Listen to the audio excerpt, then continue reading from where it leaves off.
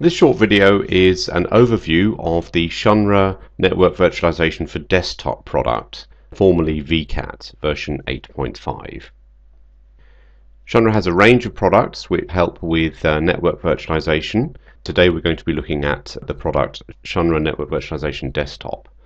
Okay, so we're going to look at the very basic operation of the product. So the product is your driver that allows you to specify network conditions on particular network adapters on a workstation. And then plug in network conditions to allow you to impair the traffic that's flowing from that workstation to the rest of the network, and then you do your tests. Okay, so let's have a look at this in action.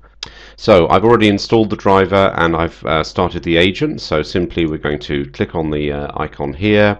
We quickly can select the adapter that we want to apply the conditions on. We can see that there are multiple adapters on my machine. I simply need to choose the right one and then specify the direction of the impairment, and off we go.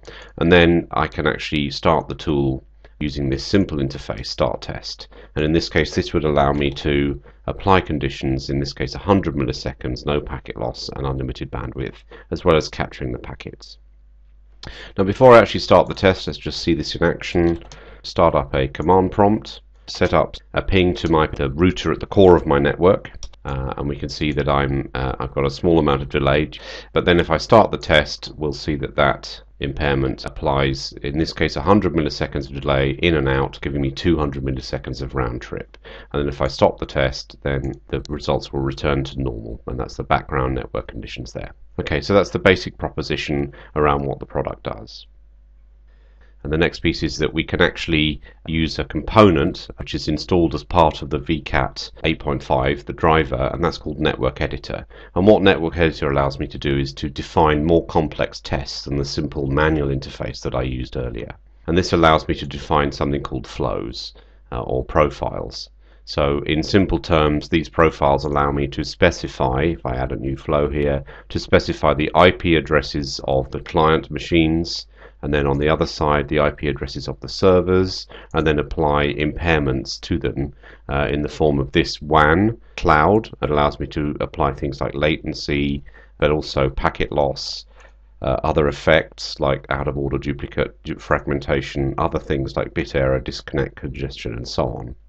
At the same time, in the same flow, I may also specify the bandwidth, which we do in these gateways on either side of the cloud.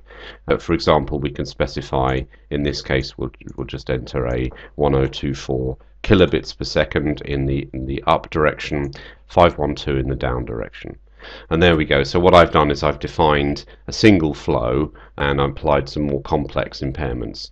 However, if you want to, depending on your license, you can actually do more than one flow in the same network test. And what this allows me to do is to set up different conditions to different ranges of targets, which is very useful for replicating complex web environments and other tests as well.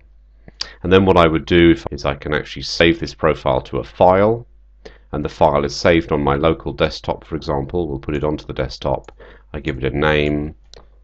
And then in order to use this profile, I simply use this start test from profile. And here on the desktop is my profile, and off we go. And again, we can stop that in the same way.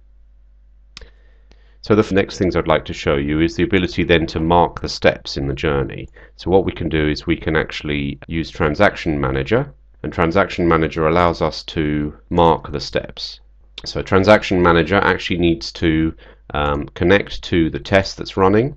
So we'll start a test and we will connect, and then it allows me to define the steps of the journey that I want to run. In this case, we're going to have a start step, which is the first step, and I'm going to add steps on the fly. So we're going to put that to one side.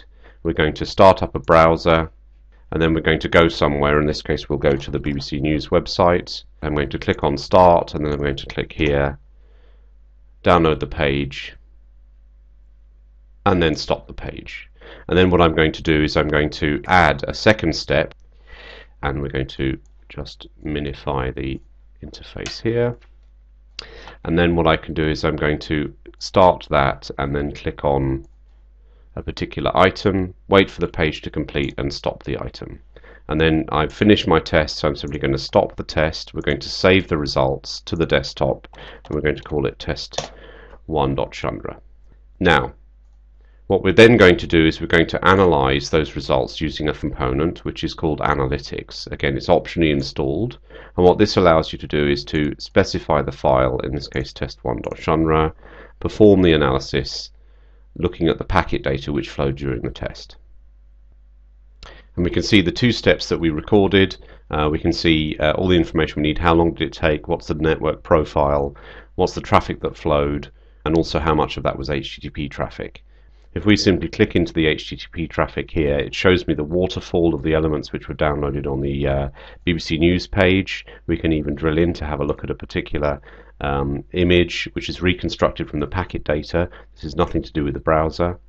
And then if I want to, finally, I can also use optimization to have a look at how this page could be improved. In this case, we can see that several elements on the page are uncompressed. Okay, so in summary, we've been looking at the Shunra network virtualization product, formerly known as vCat version 8.5. This product actually has two modes of operation. The mode that we've looked at here is single user mode. And what that means is that it allows you to start a test on the local workstation, and that test is controlled by a single user at a time, usually local to the workstation. This mode supports one or more network flows, and what we mean by that is you can identify clients and servers, and you can specify different network conditions at the same time using the network editor.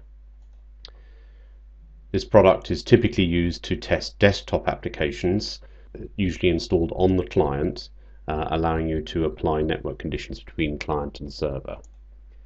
The process for testing is usually to perform a baseline test with no network conditions, and then run a sequence of impaired tests at increasing network conditions to create something called a performance curve. It involves timing transactions often and running those transactions manually and using Transaction Manager to mark and time the steps. Optionally, at the end of each execution, you can store the results and use Shunra Analytics to do analysis and optimization to improve the performance or identify reasons for slowdown. And finally, there is an optional router mode which allows you to route traffic through the workstation using the network driver to apply particular impairments.